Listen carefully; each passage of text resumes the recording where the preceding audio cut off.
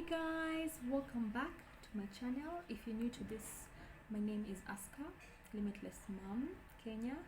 I do a lot of videos on motherhood and how to survive this journey because it's a tough one. I'm a first-time mom, and I'm here for all first-time moms and mothers who have, been overlooking a couple of things here and there and looking for ways to survive some things that I've been able to experience. I'm going to share with you all practical things that I try first and then I come bring to you as solutions. So guys, please don't forget to subscribe and like and share, comment on anything that you find interesting, anything that you'd like me to do more, or anything that you do not like. I take it all with good heart, and let's go. So guys, I'll explain what lactose intolerance is. It's a condition where you're not able to digest lactose in your body. Lactose is normally found in milk products or dairy products, and it's normally more persistent as you grow up. It's less in kids, and as the kids grow up, it becomes more. It's very difficult for you to be able to know if a kid is lactose intolerant, but with time, if you know the signs and symptoms, you're able to recognize these symptoms and try and engage the kid if the kid is able to communicate. So guys, you would wonder what causes lactose intolerance. I had mentioned this earlier that it's hereditary to some people, so genetics causes. If your parents or your grandmother or somebody in your family line suffers from it, you are more susceptible to get that disease. And then another thing is aging. While you're aging, there are so many things that come with aging and so many medical complications that come with aging. So this is another factor that you need to look out for. There's also other illnesses that are related to it. As myself, I'm suffering from GERD, so this relates to lactose intolerance and me not being able to tolerate dairy products. So that caused my lactose intolerance. And then stress. For some people, they get reflux, and with consuming dairy products makes it even worse. So guys, in some cases, lactose intolerance can be caused by surgery or having a major illness or an injury that happened while you're younger or even older. So these illnesses are ranging from ulcers to GERD to just having injuries that caused internal issues or have had organ disruptions in the process. So guys, it's rare to be able to get a doctor to diagnose you with lactose intolerance. Very few are able to do that. Mine was able to because he's a gastroenterologist and he's a specialist in this. So I would advise you as a parent, if you have a toddler who you suspect is suffering from lactose intolerance, it's good to have a gastroenterologist look into it. There are 3, I think, in the country, or 4. 2 of them are at Nairobi Hospital, Doctors Plaza, and very affordable. So consulting will be able to get you knowledge on how to deal with this condition. How long does the symptoms last? As long as you're still taking the milk products. Normally for me it takes me like 2 to 3 days to get the symptoms out of me, depending on the quantities of what I've consumed. So guys, when does this intolerance start? For me, it normally starts immediately in consumption of any dairy product. For some people, it's within 30 minutes to an hour of consumption of whatever product they've taken.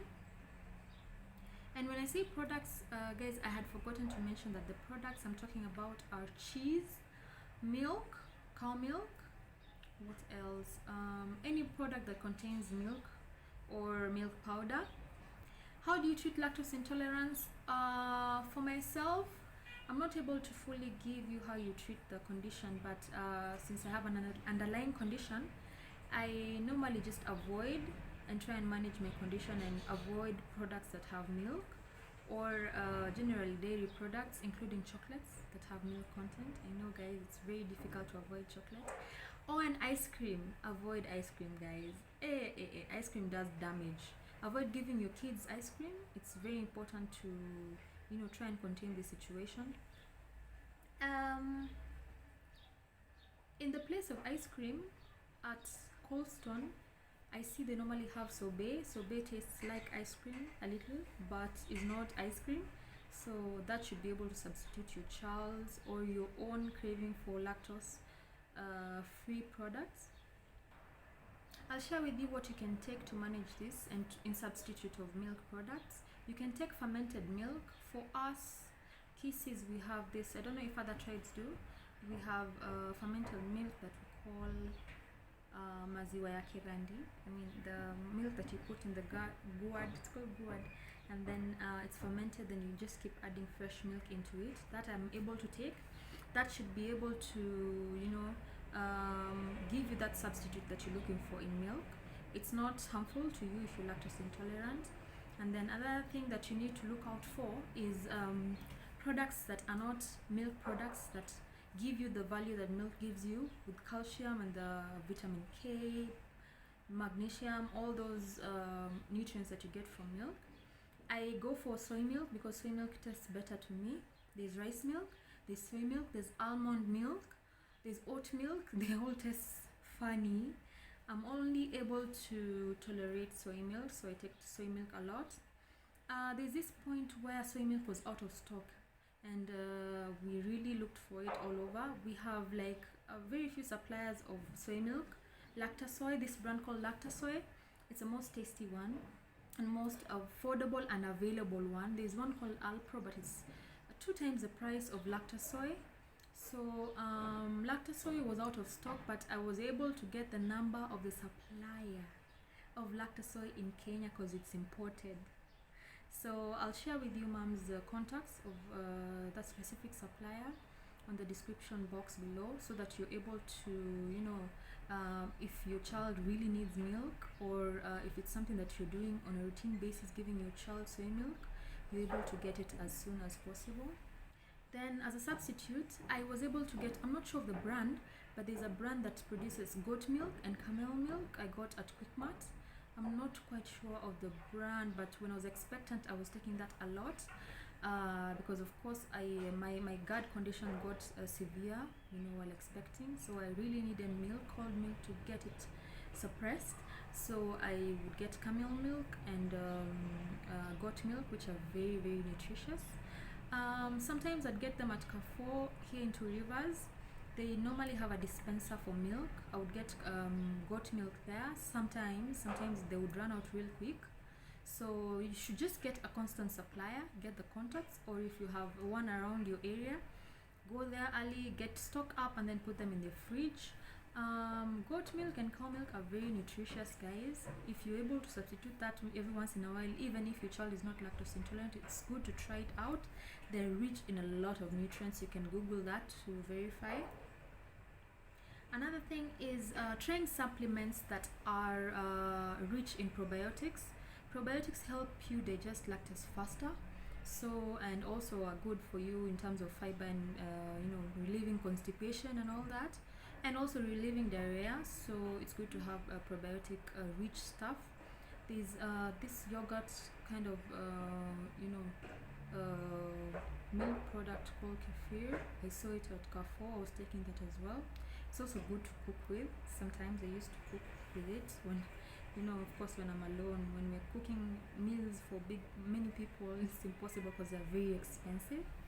Oh, and I also forgot to mention yogurts. You need to be very particular in the yogurts that you take, because there's some yogurts that have a lot of lactose. Some have reduced amount of lactose. There's this bio yogurt, that's what I take, because it has reduced lactose content. It's normally written at the you know, the package, the part where there's nutrient level and all that. They normally indicate that they have reduced amounts of lactose. So if you're craving for yogurt, you can take bio yogurt in small quantities. Remember, it's good to manage the quantities that your patient or your loved one is taking, so that you're able to contain the situation and not have have the effect being so much or cause them so much pain.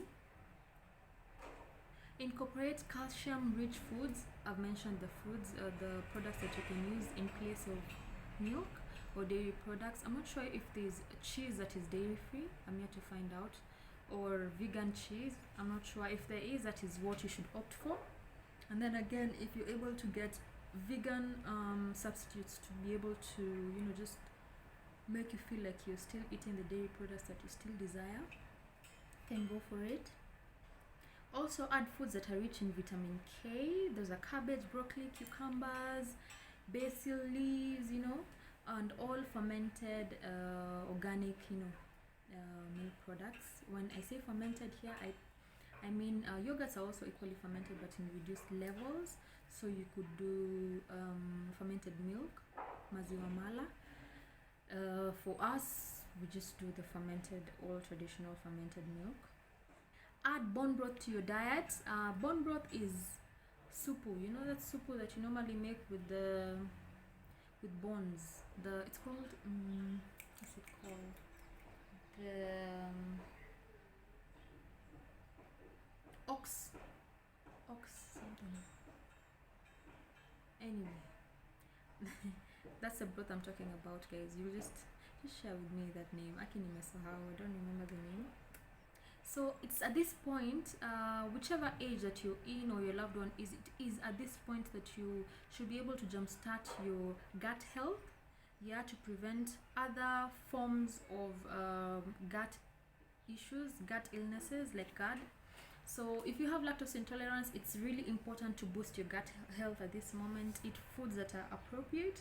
Don't disregard these steps, because this is something that if we would have known this earlier while I was small, would be able to contain this situation earlier. So who knows, maybe doctors can advise whether lactose intolerance later leads to other diseases affecting the gut. I don't know if that is true or not.